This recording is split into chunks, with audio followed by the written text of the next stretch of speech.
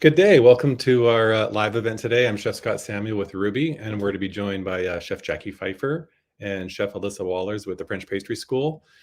We are presenting our new cake baking and decorating course. This is the third of three courses we've been working with the French Pastry School to bring it online. The first one being Introduction to Pastry Arts, about a 60-hour course, and the second one, Bread Baking Arts, about an 80-hour course, and we're moving into a 70-hour course here with cake decorating.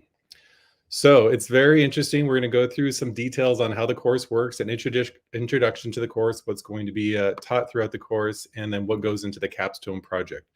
We're also going to discuss equipment and tools needed because there's some tools that are needed, but you don't need too much to make this happen. So I'd like to introduce Chef Jackie Pfeiffer and Alyssa Wallers, who are in Chicago in the kitchen, and let's get this rolling. Hello, everybody. Chef Alyssa and I were super excited to launch this course, and we have prepared a lot of information, lots of tools, and even finished product to show you a little bit everything that you can do during this course. Chef Alyssa, you want to add something?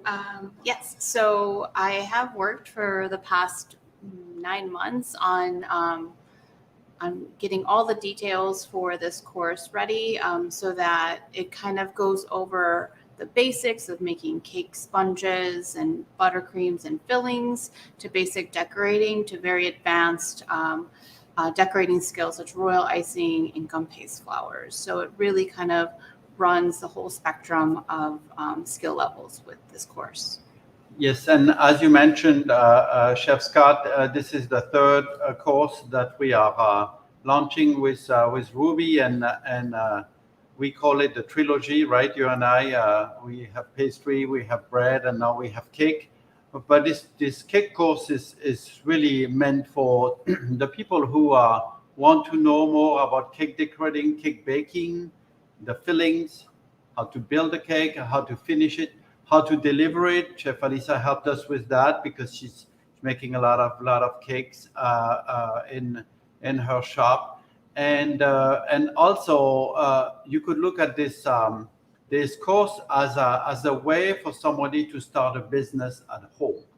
There's enough information there for somebody to get enough of the food ingredients, techniques of fillings, techniques of sponge, and then of course all the different techniques of gum paste and fondant and piping that one needs to be comfortable enough to launch a small business. And I think that's a great value for somebody to be able to do this in the comfort of their own home. You're absolutely right. Like having a cake small business that's a cake business is a lot of places where you live, you can do them out of your own home, or you can rent small kitchen space. And you have the opportunity to kind of customize what type of cakes you're going to be offering to your customers. So some people will only kind of stick with what they're comfortable with. So there's cake businesses that just do buttercream cakes. There's cake businesses that just do wedding cakes or celebration cakes. And what's great about this course is it covers all of those kind of criteria, cookie decorating as well. So you're going to be really able to customize the type of business you would like to offer. Yeah, you're absolutely right. Sometimes it's important to know all the techniques and everything that you can do with those sugar decorations and buttercream and all this. But it's our advice for people out there to find their niche and their specialty, and so they can do what they do best and create, if they want, a customized cookie business or like miniature wedding cake or whatnot. So it's up to everybody to find what's best for them, and then after that, go for it. So I'd like to add a couple details about the complexity of putting this course together and delivering it online and how the students are going to use this. It kind of builds on knowledge. So we start with sponges, then we start with fillings and frostings and go into buttercream, piping, and gum paste and advanced royal icing. But this is very similar to the other courses that we have, that we get to the units where you're actually learning something and then demonstrating it in a student activity where you get to do your work and upload it and have the chefs, Chef Jackie and Alyssa and the chefs of the French Pastry School actually grade your work. So it's very interactive, and that the work that you do is being graded online. So that's, for those of you who've never been on an online course with Rouxbe, that's kind of how it works in terms of the logistics of actually doing the work. In terms of chef support, we wanted to discuss the fact that we also have chef support, technical and cooking support. So anytime you want during the course, you can go in and ask a question. You know, is this the right temperature, or I had a problem here? And these questions will be answered within 1 to 2 days by the chefs at the French Pastry School. So we have a great support system. The grading system is in place. And Alyssa, did you want to talk about the capstone project and how of developing something called a sculpted cottage cake?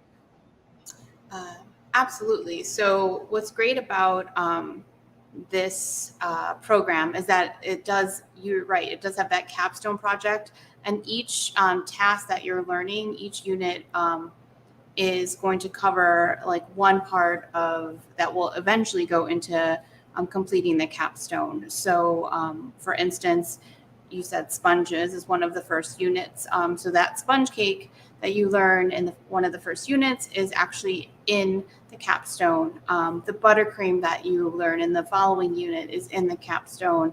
Fondant that you're making, the gum paste. So everything is kind of building to this project that we have. And we're hoping that everyone finds it very exciting, and they can also put their own kind of creative spin on it, so it doesn't have to be an exact replica of the cake that they are watching or learning about, but they can kind of make it their own. So we can kind of move over so we can see the cottage. And so it's a very cute little cake, and what's great about this is you learn so many different techniques that you can utilize in other cake decorating aspects. So like the little figures, I make a lot of those all the time for cakes. The techniques used to texturize the grass and to make the windows, they all can be used later to make sculpted cakes or even celebration cakes. Yes. Again, it's all this course is all about learning the techniques, and then after that, we really encourage people to make it their own. The capstone is a good example. You don't like to have a little boy there, have a little girl, just make a little girl, and so on. With the techniques that you're learning, you should be able to make it the way you want to, and with the style that you want to, the colors that you want to. So a couple more things about the course. This is a self-paced course. It's about 6 months in terms of time that you can put into it, but you can go at self-paced. There's no due dates for anything. Also, if you haven't been to a live event before, on the top right corner, there's a place to enter your questions. So we already have a few questions entered by some of you. If you want to ask a question for Chef Jackie, myself, or Chef Alyssa to answer, we can add those questions there. The rest of this live event is going to go through the flow of the equipment needed. So in the beginning of the course, there is an equipment list of recommended cake tools, gum paste tools, cake decorating tools. But we want to show you how simple it is to use a base group of tools and improvise if you needed. So Alyssa, do you want to take us into the toolkit that this cake decorating course is recommending? Sure. On the cake decorating website, there will be a link to the tools that we recommend, and each tool will have its own kind of link that you can click on, so you can easily purchase, or it just kind of gives you an idea of like where you can purchase it. So you don't have to use the link. You don't have to use that exact tool, but what we have to offer is the first one we'd like to show is from Country Kitchen, and it's actually a whole toolkit, like a decorating toolkit, which is great because it's almost like everything you need to get started. and we can go over everything more. We have videos to show the tools and which ones, what they'll, each tool has its kind of own job to do in the cake decorating world. But this is kind of your basic toolkit that you would need to kind of accomplish almost every task that we have within the program.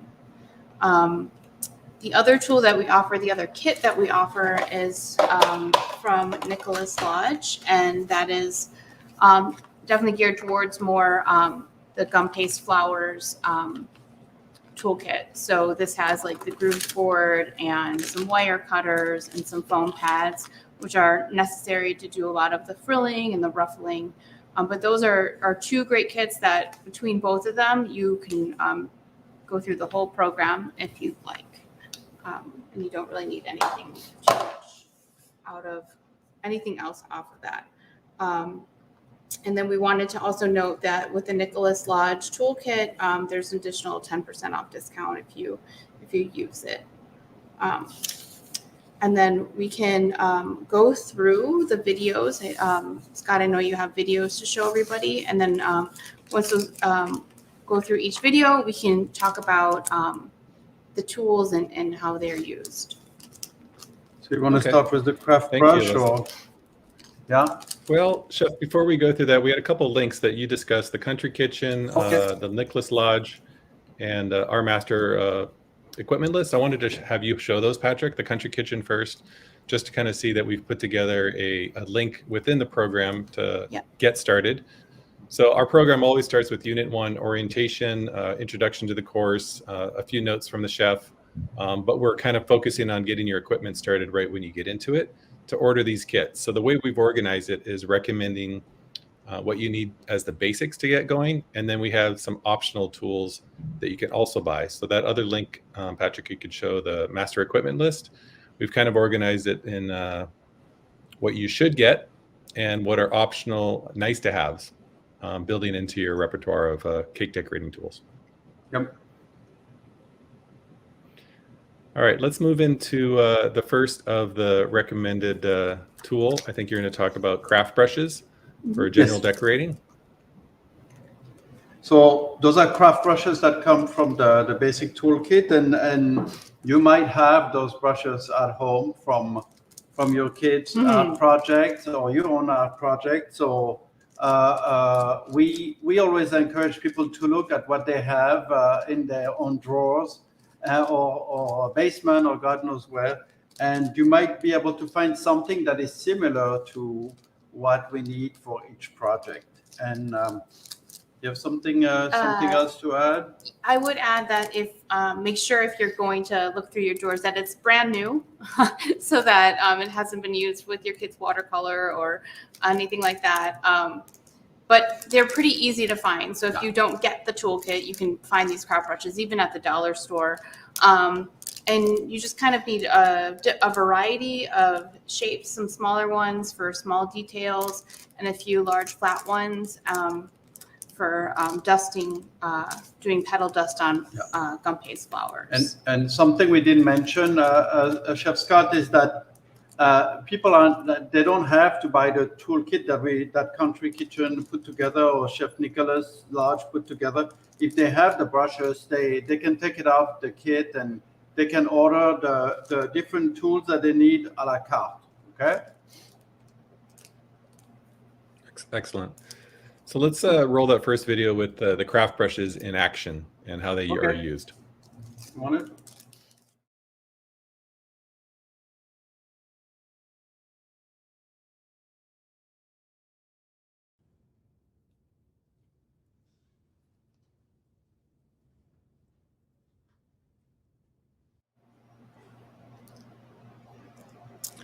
So yeah, that's just a first glimpse of some of the flowers that you'll see throughout this course. So go ahead, Alyssa. So I just kind of opened the brushes so that I could show you. So like a smaller fine-tipped brush would be used for edible glue, so gluing decoration pieces onto cakes or onto other decoration pieces. Like if you're adding like maybe the arm to your dog or something like that. This is what a small brush would be great for. And then kind of that larger flat brush would be great for petal dust. So these are kind of the two brushes that I use the most in my shop. Okay. Excellent. So Moving into the next one, I just wanted to note, you saw that picture of the orchid. This course is very detailed. We have one unit that is going to teach you how to make a carnation, a rose, a calla lily, an orchid, and these tools are going to come in handy. So the next one we're going to look at will be a palette knife. So tell us about how do you need a palette knife within your work. Okay, so the palette knife that we are showing is pretty small. This is the one that you can get in the craft kitchen, but we want a nice thin blade. And this is probably another tool that I use the most because if I'm doing fine details, you can cut it with cut fondant or gum paste with it. And it's really great for releasing royal icing or even doing some smoothing. So the one in the video has a straight edge. This one is an offset, a smaller offset. Either one is fine, but a nice thin blade and something that's smaller so that can easily be maneuvered is key. All right, let's show the palette knife in action. Okay.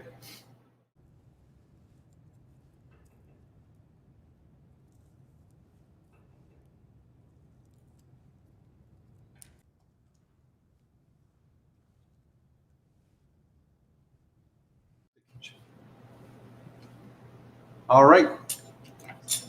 So Chef, in terms of a palette knife, will one work or should you have a couple different sizes? Good question. So you should have a couple different sizes. So this is more of a palette knife that we're looking for because you can do stenciling, you can do a lot of decorative items.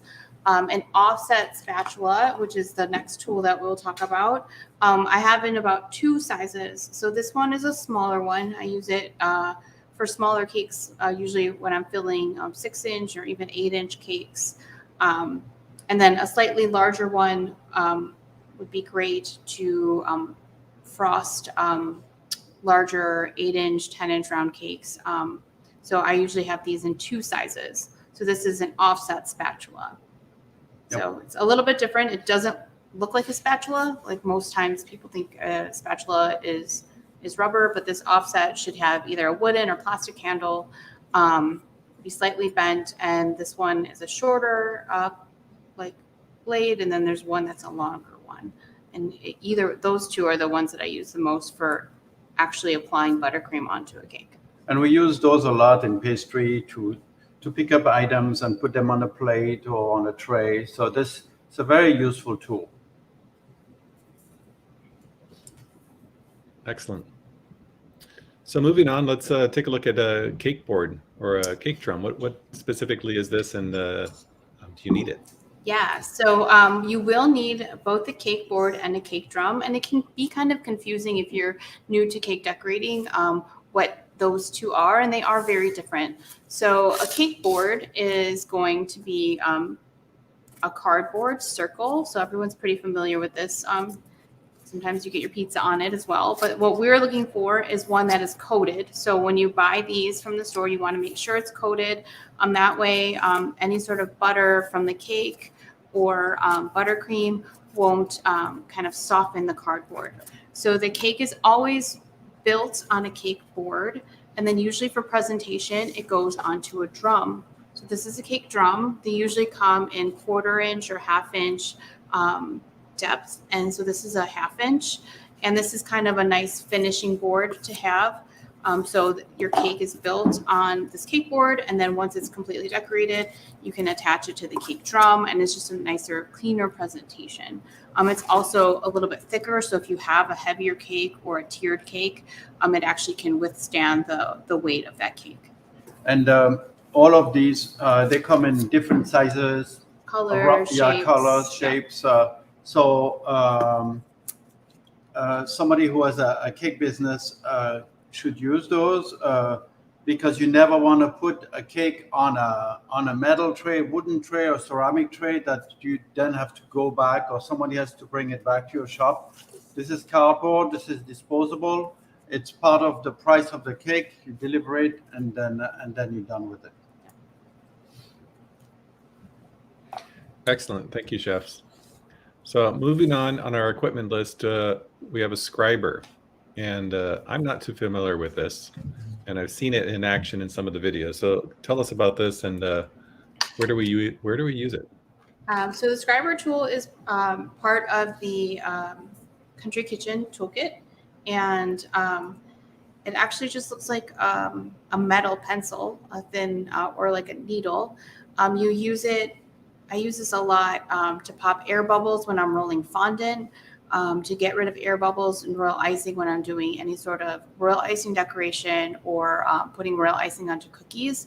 It helps to kind of pop those air bubbles, which can sometimes rise to the top and cause a not so nice appearance, or can actually create, if you're making those really intricate royal icing designs, can actually cause them to be more fragile. This is one of those tools that if you don't have it, you can easily substitute a toothpick at home.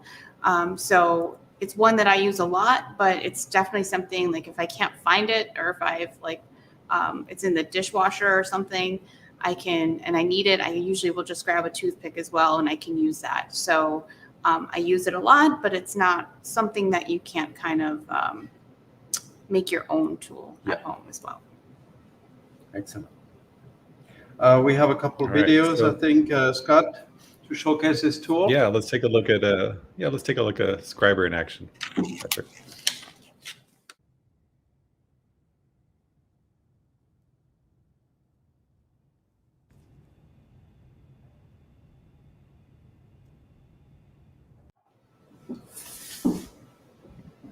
Excellent. So I could see its use all over the place. Mm-hmm. Let's move to turntables or Lazy Susan. Specifically, I've seen this in some of the videos, and is this necessary to have, or is it just a nice to have? What would you recommend? I would recommend if you're going to do a lot of cake decorating, it is necessary to have. And you're right, you can use a turntable, and you can purchase one. They come, this one is a metal one that we have. You want to make sure it kind of spins nice and smooth. They also come in plastic, so depending on, you know, the price point you'd like to purchase and how much you're going to use it, would determine, you know, what kind of turntable you're going to buy. But this allows you to easily kind of frost your cake or decorate it when you're piping. But if you see, maybe you want to wait and see like how much you're going to be using that turntable, you can use a Lazy Susan. I've done it in a pinch when I had a turntable break. Then I had to figure something out. So I had a Lazy Susan. So make sure if you have one at home, you can use that. Just make sure it's large enough and sturdy enough so that it can hold the cake and that it can turn smoothly. So you can get those actually at like a Home Goods or something like that, like a surplus store where it's not too expensive. The other, so I would say yes, the turntable is something, or a Lazy Susan is something that would be used quite often. The other turntable I wanted to show you, because this one's a little bit interesting, is a tilted turntable, and this is for royal icing decorations. So we have a lot of advanced royal icing techniques, such as Australian string work and Oriental string work. And this turntable actually will turn, so your cake will actually sit at an angle, and that allows you to do some of those like kind of gravity-defying royal icing techniques. Now, this turntable can be very expensive, and I wouldn't recommend purchasing it unless you're really passionate about advanced royal icing techniques, because it wouldn't really be used very often. And also, I mean, you would buy it if you have a big demand for those kind of cakes with those decorations. But other than that, the Lazy Susan or the regular turntable should suffice for most of your projects. Excellent. So this is, you know, for those of you out there, this is our first of a series of 6 to 8 live events that we're going to do for the cake decorating course. And we thought we wanted to start with an introduction, give you an overview of the course, start telling you some of the terms you're going to be using and learning, in addition to the equipment to get started, because that's always a big question with students. What do I need to buy specifically? But we're going to go into sponge making, buttercreams, fillings, frostings, and every unit that the course presents. We're going to do a live event to kind of show you some tips and techniques and things that you can do to fix something if it goes wrong. So the next piece of equipment that's important to have in the kitchen is a bench scraper. And I use this all the time in the savory kitchen, but I can see it being very beneficial in the pastry kitchen too.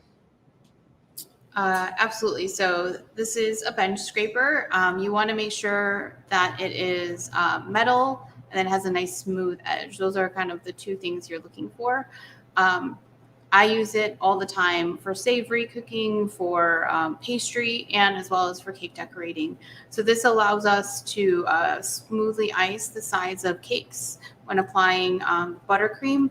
And I also use it a lot to pick up larger fondant pieces and to move those to drying board or to apply to a cake, also to move cookies sometimes. So this is one of those like most used items in my kitchen.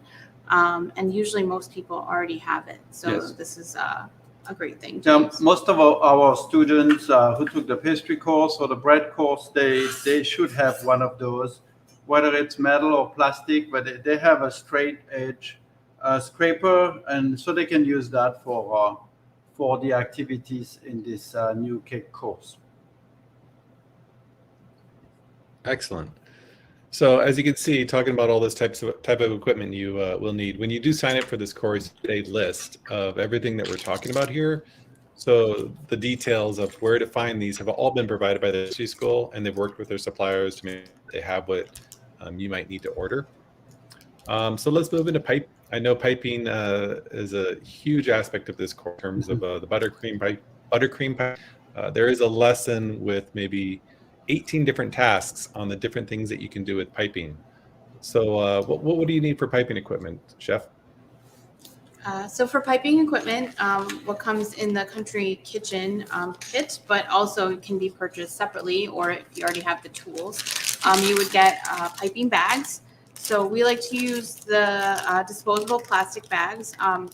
It's nice because the cloth bags can usually, if they're not cleaned properly, can hold bacteria, or they can stay greasy with all the buttercream. So we have disposable piping bags, and then it comes with couplers and piping tips. So couplers are kind of cake decorator's friend because they allow you to change the tips without having to change the bag. So this is really important when you're doing a lot of buttercream flowers or a lot of piping onto a cake. And it makes it super convenient so you don't have like 6 different bags. Or if you wanted to have the same color, maybe you have a certain purple that you like to use, but you want to have different kinds of piping techniques, you can then go ahead and switch out your piping tip. So the Country Kitchen toolkit comes with couplers as well as the basic piping tips needed for this course. And I want to say something about all the decorations you can do just with those piping tips. It's just amazing what you can do. And once you go through each task, and then later on, you're going to learn how to do the Lambeth method, where you pipe a design over another design. That's what this course is all about. It might look like a huge challenge for people to get into, but then once they realize, they take it one step at a time and then go one activity at a time, they realize that it's actually not that hard. You just have to, it's a lot of attention to detail, a lot of decorative stuff, but it all can be done because you have enough equipment just in this plain kit here. You have enough equipment for you to do most of those decorations.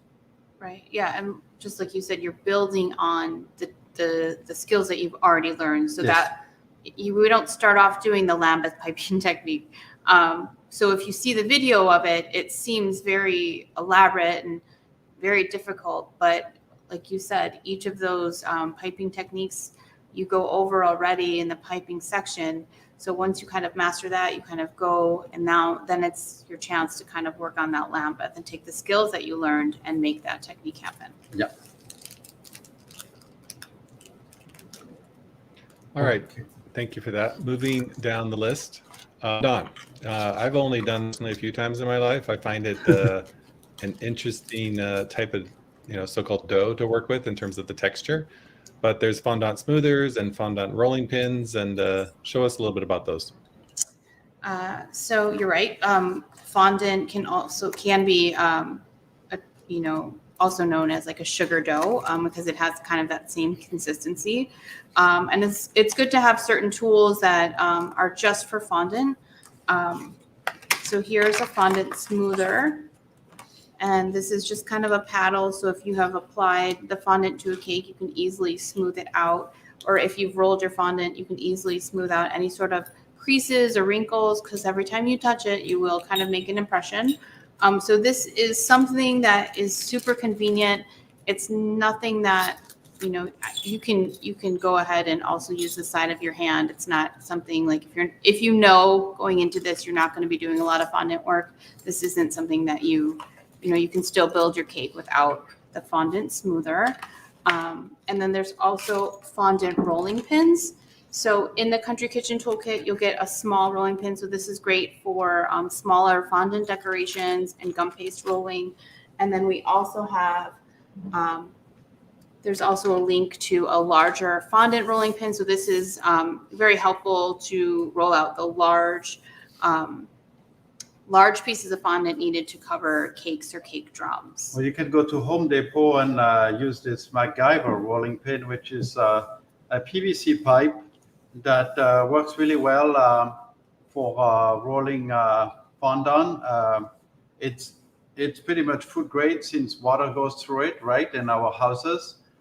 So I encourage people to always try to find another way to do things if they don't want to purchase a rolling pin. And something that I wanted to mention about the rolling pin, it's important to have a plastic rolling pin versus a wooden rolling pin, because if you roll fondant and you have a wooden rolling pin, there might be some small wooden residue that embed themselves in the fondant. Right, or will add texture to the rolling pin. Yes. That is completely unintended. So that's why the fondant rolling pin is great, or the PVC pipe. I also like the PVC pipe because you can cut it to any size you want. So if you're doing larger pieces of fondant, then you can go ahead and have a larger rolling pin. And then I also like that it has the holes on the side, so I can easily cover cakes with it. So I also like the MacGyver rolling pin. Something I forgot to say is that do not put those tips at the end of a project. Don't throw this in the dishwasher, because most of the time those little tips end up in the garbage disposal. And Chef Alisa have taught for many years at the French Pastry School, and when there's a tip lost, we just check in the garbage disposal and it's there, and many times not in one piece. Thanks, Chef. Yep. So I want to ask a little bit more about the fondant, because we've talked about the equipment, but honestly, how hard is it to make? How hard is it to work with? How hard is it to store it and keep it? Because I know that it's something that can be stored for a while, correct? Correct. So fondant is actually very easy to make. It's, I think, 4 or 5 ingredients from our recipe, and it's basically just kind of it's a gelatin-based sugar dough. So you're kind of warming up the gelatin with some shortening, kneading in some powdered sugar, and you're set. So it's pretty amazing how easy it is to make. And storage is actually simple. You just need to, it dries out very easily. So you just need to make sure you wrap it very well in plastic wrap, and you either store it in an airtight container or in a Ziploc bag. And that's even if you buy commercial fondant, like from, already pre-made fondant, you always have to keep it wrapped very well and in an airtight container. So the same goes for what you make at home. As far as working with it, it's just kind of like anything that we do in pastry or even in savory cooking. It just takes some practice to get comfortable using it. So I know in the pastry program, we have students that are rolling out sweet dough, and that's kind of a task where they're practicing rolling out sweet dough. And, you hear different kind of feedback of they get used to like making sure it doesn't stick, or making sure if it gets too warm. the same as with fondant. So it's just going to take a little bit of practice, but if you're pretty comfortable rolling dough, fondant should be pretty easy as well. Awesome.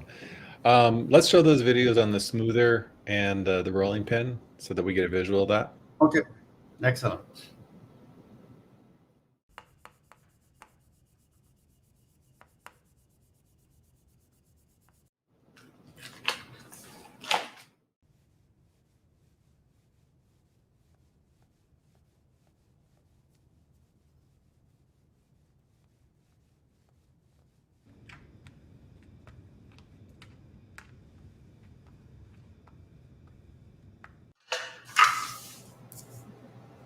Okay, so that's fondant and some of the ways to work with it. Let's move into gum paste, which is also something that's new to me.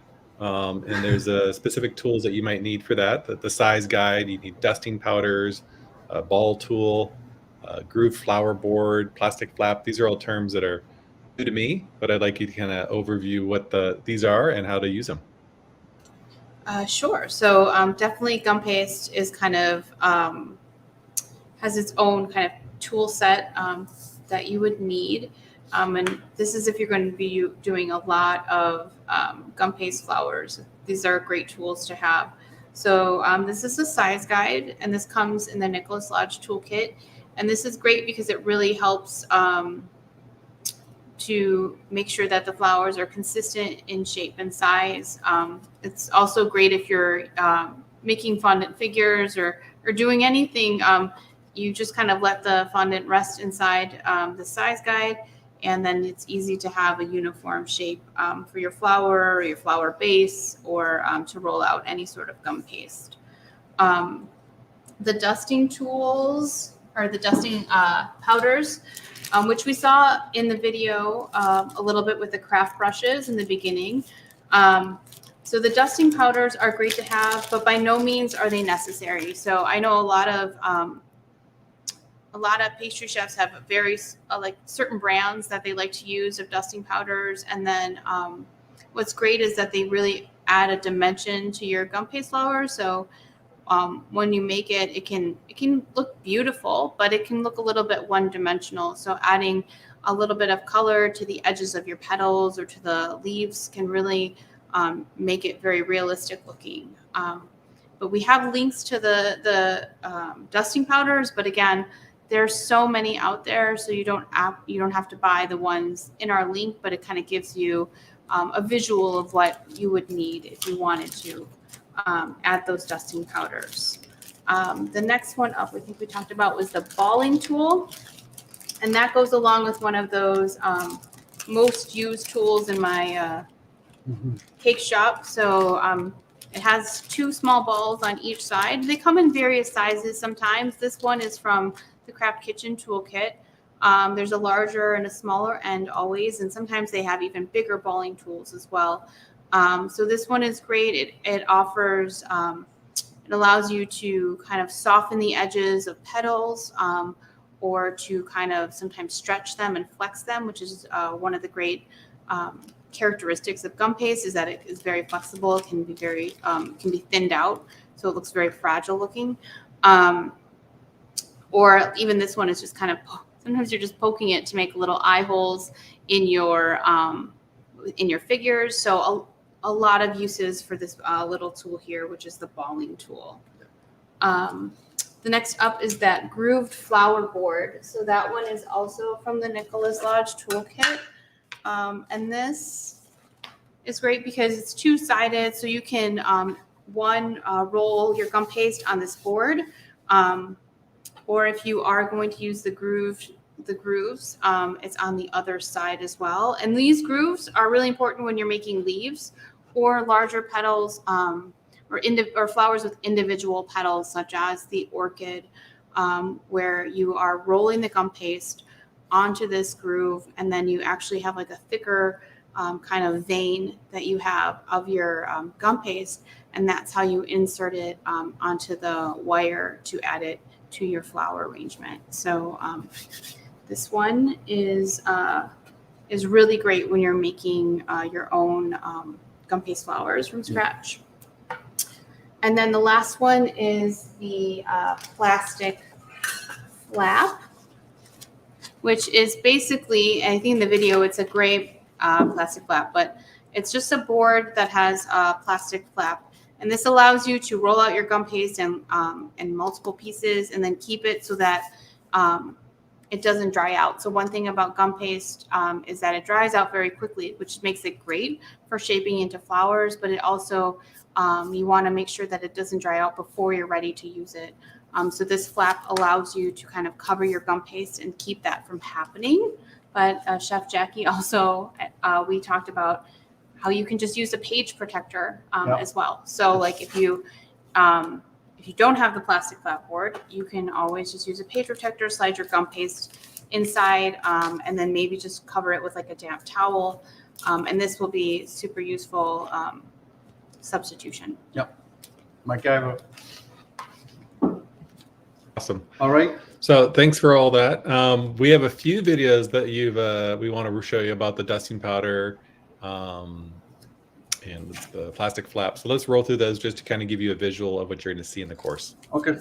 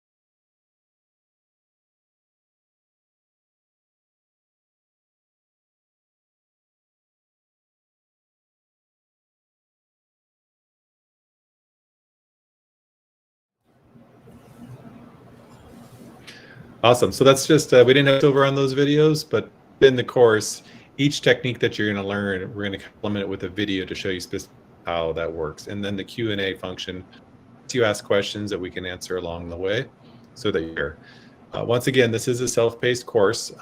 There is a lot of information, and working with Chef Alyssa and Chef Jackie, putting this course together in the last few months, one, I've learned a lot, and then seeing the amount of detail that goes into this type of work. So thanks for all the work that you provided. We are going into Q&A. So let's start at some of the questions here. Let's start with this first one from Caleb. I'm interested in joining this course, but I'm afraid I will not be able to achieve the level of quality and details as shown on the website. So Chef Alyssa or Jackie, you want to answer that? Well, yes, I can start and you can finish. I mentioned that in the beginning of our live event. We do not expect that people out there who start in cake decorating that they achieve the level of perfection of the cake that you have in the background. You get to this after practice, after repetition and all this. So this is never expected from us. You have to start somewhere, and you should never think that the grading is based on perfection. It's mostly based on your effort and how much you practice and so on. Chef Alyssa, you want to add something? Yeah. So Chef Nicholas said something pretty amazing when I first started working at the French pastry school to me, and he said the perfect cake is an illusion. And it's true, because as the cake decorator, you're always going to see the imperfections.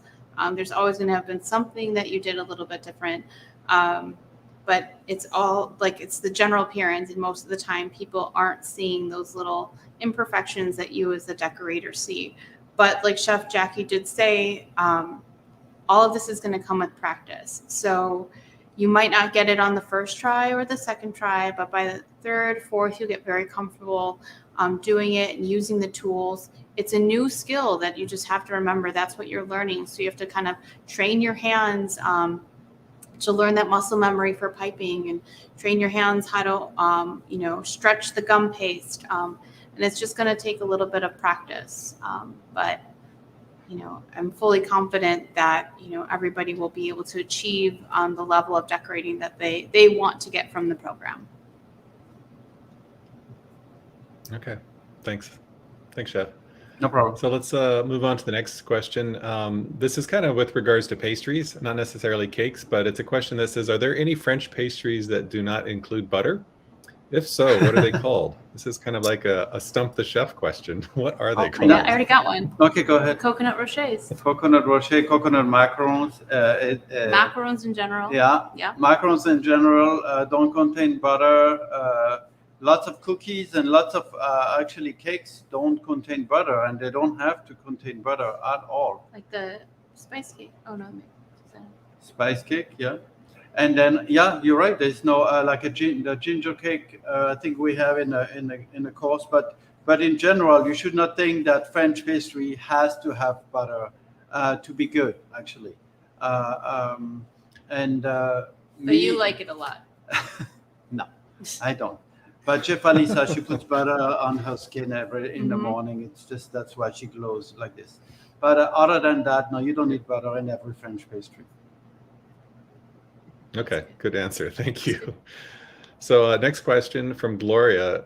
Is there a plant-based pastry ingredients? I guess, are there plant-based pastry ingredients? Is there any specific sort of ingredient that you might think, for example, a vegan butter, it might be plant-based instead of dairy?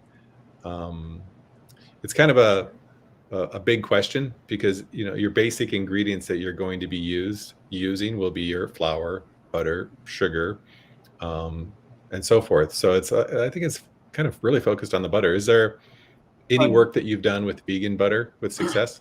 You can use any kind of vegan butter out there that are close to the amount of fat that we use, which is 82% fat.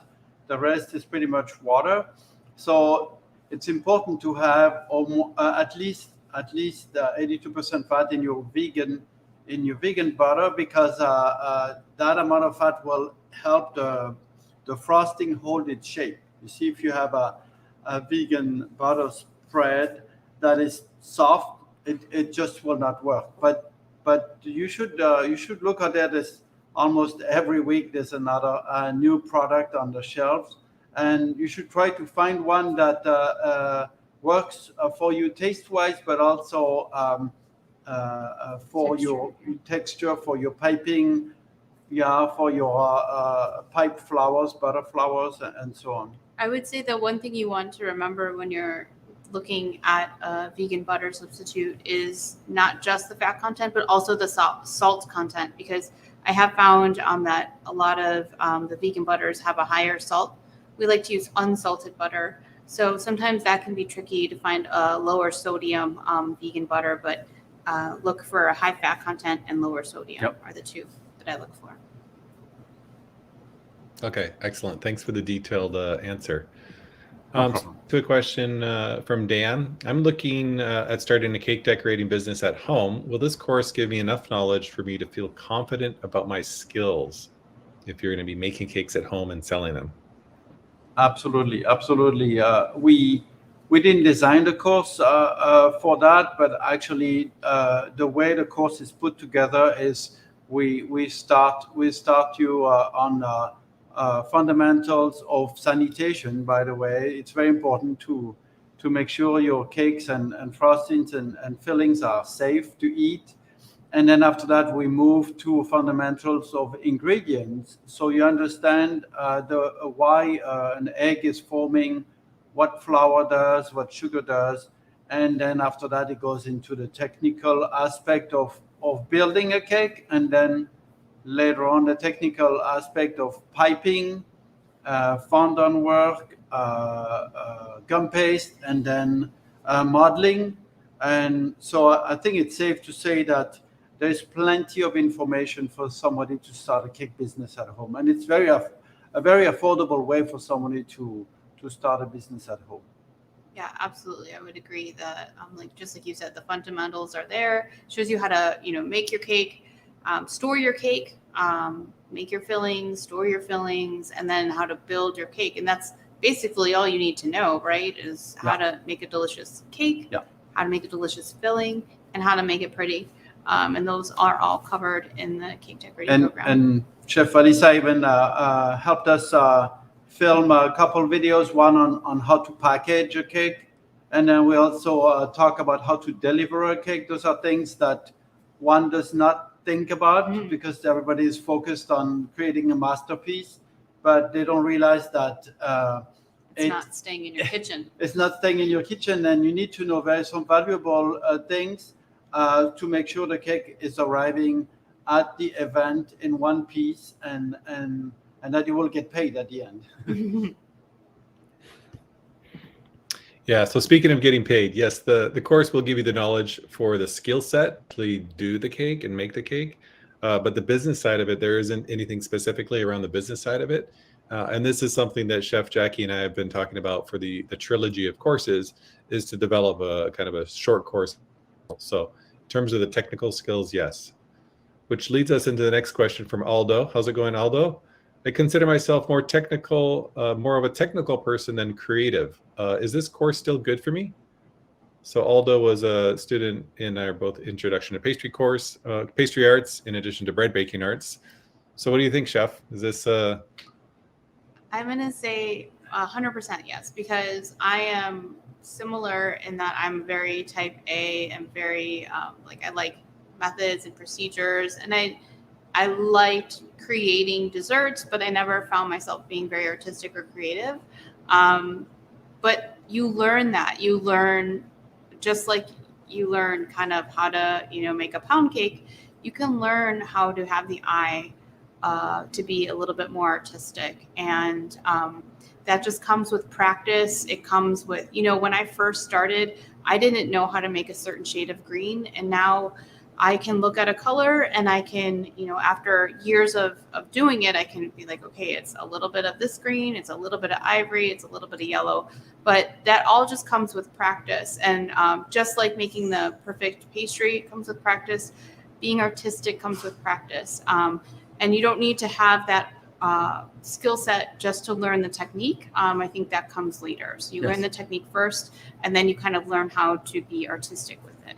Yeah, it's very important to go with technique first and artistry later. A lot of people they want to be creative too soon, and they don't know how to hold a piping bag. So the unit that we have in the course, where we have, I think, 18 different types of pipings. And if somebody spends enough time to just practice each one of those and get good at it, then suddenly you're becoming creative without even knowing it.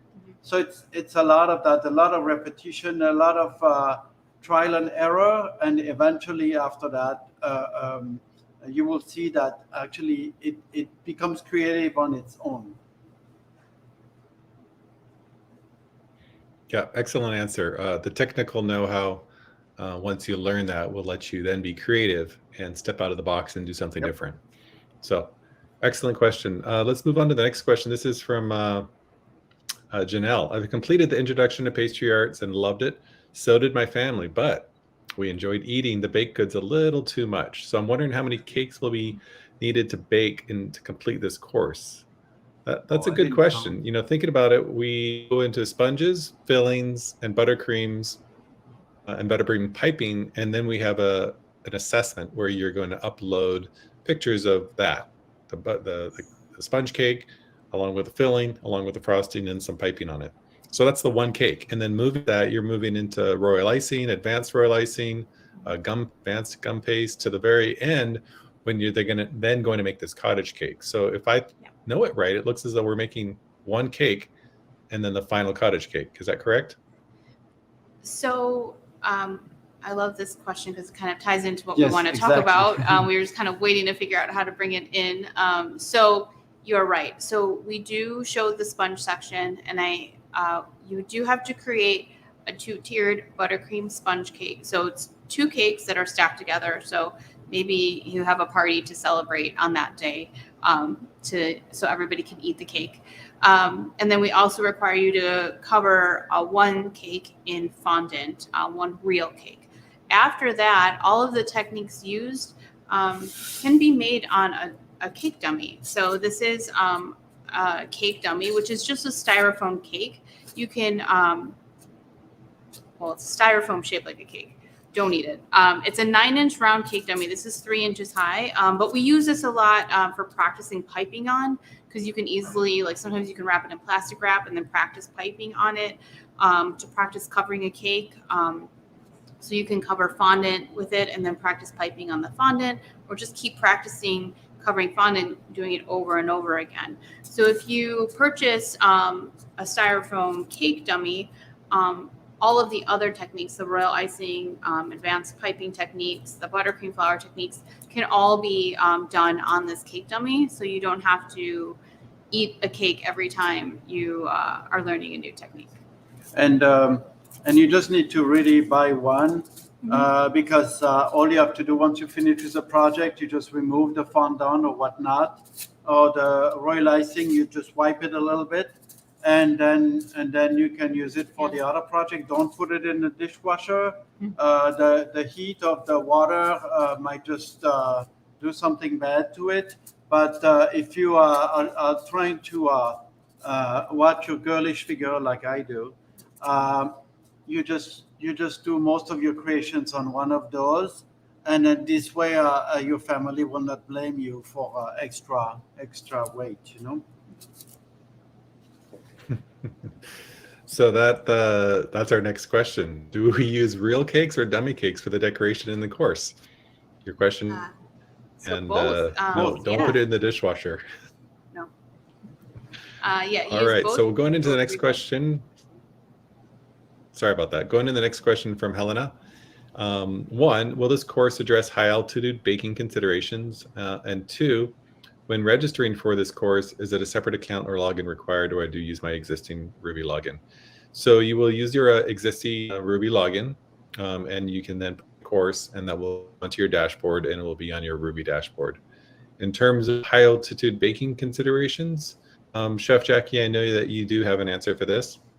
Yes, we've been working with the pastry students for over a year now, and I get this question quite a lot, and so we created a specific blurb paragraph for anybody who works in altitude. So we will definitely be able to help you if you are high up in the mountains and want to bake some cakes.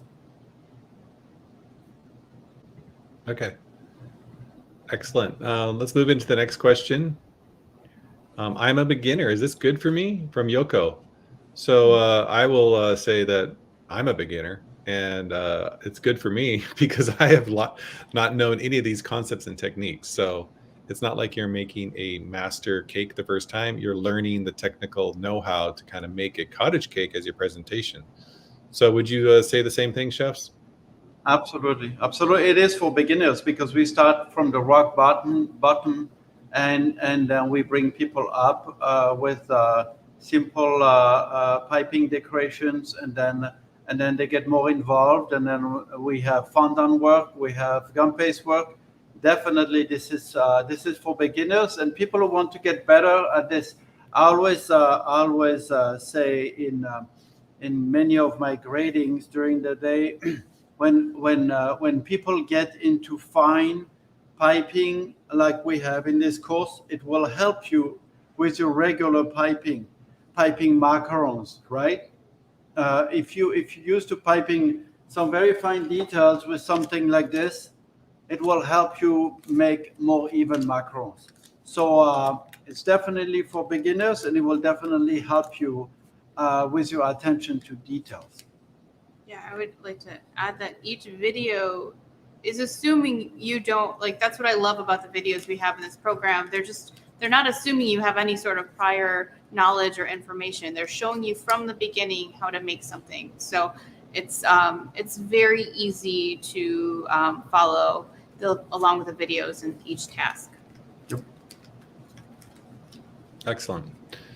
So there is a link that we posted here for the Cake Decorating Arts program highlight syllabus. So for those of you on the call, if you want to click that, that'll give you a quick preview of what many units are made up of. We keep referring to the sponges and the buttercreams and the fillings, but this gives you the detail there. So let's move into the next question. How do you bake such delicious cakes and pastries and not gain weight? You all look great. Chef, this is a filter we're using. We're using Speak for yourself. We're using a filter for this live event. It's a slimming lens. Yeah, it's a slimming lens. It's very expensive, but it's all about eating small portions. Moderation. I always tell people what the French diet is. It's pretty much eating very good food every day, but in small portions. So if you know that every day you can have that small piece of chocolate, and nobody's telling you have to wait on the weekend for the all-you-can-eat buffet, then you're happy with your small portion. Okay, so moderation. And we stay active. Stay active. We're in the kitchen. Hello. And we are moving nonstop. So I was just telling Chef Jackie about my smartwatch and how it monitors my steps. I just get a lot of steps and a lot of stairs in when I'm working in a kitchen. So just constantly moving, which helps me to eat a little bit more sugar. Yeah. Yeah, and I would echo that on portion size. Indulgence, make sure you have your indulgence, just keep it small. Yes. So we have a few more questions before this live event wraps up, but I'm going to combine the next two. Is there a deadline date to have the course finished? This is from Carolyn. And then how long do I have access to this course after the 6 months? And can I use this course more than once or go back to things to recap things? So the answer is when you join the course, it's a 6-month course. So you have 180 days to go through it, do your assessments, upload the assessments, and get your grade. If it takes you longer than 6 months, by an extension, but this is created for you to be able to do in 6 months, be graded, and have a final grade. And then you have access to the course for a lifetime. So once it's done, we don't take away the access, so you can go back as many times as you want to watch the videos and recap for a lifetime. So that answers those questions. What type of certificate will be earned upon completion of the program? Similar to a lot of our other programs here at Rouxbe, you're going to get a certificate from the American Culinary Association for the amount of hours that the program has been graded for. So right now it's about a 60 to 70 hour program. We're still fine tuning it. We're launching it next week, but you'll get the amount of hours that are actually put into the course that you're working on from the American Culinary Federation. A lot of these questions are very similar, so I'm going to go through them. Is this at your own pace? It is at your own pace. So it's 20 units, 6 months to 20 units. In about 14 minutes, you're going to be uploading images of work that you've done. There's no due date for any units. It does make sense to go through them to 20 because it's a build-up to the capstone project, but there's no due dates at all for either of those. All right. This isn't a question. It's from Steven. It's so very much. Yeah, this has been fun working with Chef Jackie and Alyssa and Nicole building this this course into the last 2 courses. Excellent. So a question here from Suzanne. Will I be able to be creative in this course and creative in some of my own designs? I think Chef has answered this a little bit. In terms of being creative in the course, there are specific things that we're asking you to do in terms of the assessment around royal icing, around the sponge cakes. In terms of being creative, I think the final project itself, when you're building a cottage cake, there are specific components, but you can be pretty creative in the end of that. Want to add to that a little bit, Chef? Yes, absolutely. We encourage you to be creative once you have learned the techniques. You cannot move too fast, otherwise you're missing the technique boat. But if you want to do this capstone project and do like I said, a little cat or a rabbit and a girl, and you don't like this green and so on, you can definitely change things around. Also, the color of the dusting, you can change all that. That's not a problem. Chef Alyssa, you want to add some something? Yes. So in some of the units, you will learn more than one task, and you'll have access to more than one video. And then you're allowed to pick which task you use for your assessment. So I'm thinking of the advanced sugar paste unit, and you learn frills, and you learn ombre strips, and you learn bas relief, and stamping and embossing. And then you can choose which one you do. So you can pick the ombre colors that you use and how you apply it onto a cake. We're not telling you how to take that application and how to exactly put it on a cake. We're showing you the technique. You have to do the technique, but you can apply it. You can apply it horizontally or vertically. You can use something else to emboss, use different tools that you can use to emboss onto your cake, and that could be on a cake drum, or it could be on some applique that you do. So I think there's, even within the program, not just in the capstone, there's a lot of times that you can use your creativity in the color or in the application that you're using for the assessment.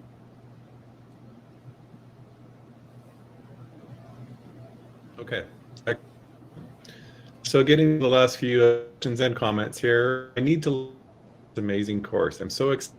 This is so Sarah, in the Learn More button right below the screen here, and that'll take you to the French pastry site to show you the syllabus, a little bit more detail around the course, and then enrolling now right there you into getting into the course. Thanks, Sarah.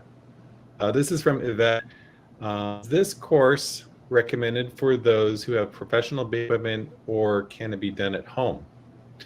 So I'll let a question here, but I think that the gist of our equipment presentation here is around you being able to do it at home with some of the key actual tools. Having an oven and some pans and the actual tools, you can do this at home. Absolutely. Correct, Chef? Absolutely, 100%. We worked very hard on the equipment list to make sure that it's not too extensive, but anybody wants to do cake decorating and projects like this, parties, and they're gonna need the basic, okay? But after that, you just need some cake pans and an oven, and you're good to go.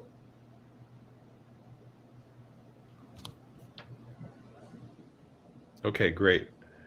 Question about luster dust. I'm having a hard time finding the list. Is there a place I can order online? This is from Kara. Amazon. So you would, Amazon always is a good place to start. So you want to, so luster dust and dusting powders are two different things. So luster dust is always going to have a shimmer to it. So you want to be careful when you're purchasing the dusting powder, because sometimes you might order green luster dust and then you get it and it has a green shimmer to it. So depending on the application. So luster dust will have the shimmer. Edible dusting powder usually comes in like a matte finish. Amazon has a ton. I think also Country Kitchen sells some as well. Yeah. Chefrubber.com. Chefrubber. Chefrubber.com has a lot of tools and a lot of supplies for cake decorating. So that's also like very gel good colors and dusting good, powders. company. Yeah. So it's pretty easy to find. And then, like I said, as you work with the dusting powders, you'll probably find a brand that you like to work with, and you're good to go with that. Yep. Okay, thank you, chefs. So a couple more questions here. If I can't make this upcoming cake course, when will it be offered again? So we are having another start date in November. That'll be post-9. So the first start date is here in October 27th. And then we will be doing this every month or so along with the Rouxbe courses that we launch. So sorry about my internet today. It's a little off. Question, Flynn, Ellie, what length is the large roller? Which one? The PVC. The PVC? This is about 18. what? 16 inches. This is about 16 inches, and this is, this is Home Depot. This is probably, this is pre-cut. It's probably 24 inches. It doesn't say, but this looks like Yeah, because a sheet of paper is 11.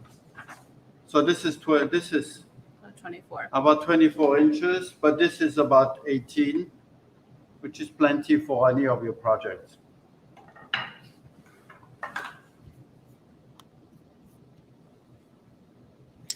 Our question here from Anya or Anya. Could someone who is celiac still do this course? Can these be adapted to be free? Yes, all the cake recipes can easily be used with gluten-free cake blend, like Yeah. flour blend. It should be Absolutely. no problem. Absolutely. Same with the cookies that we use in the program.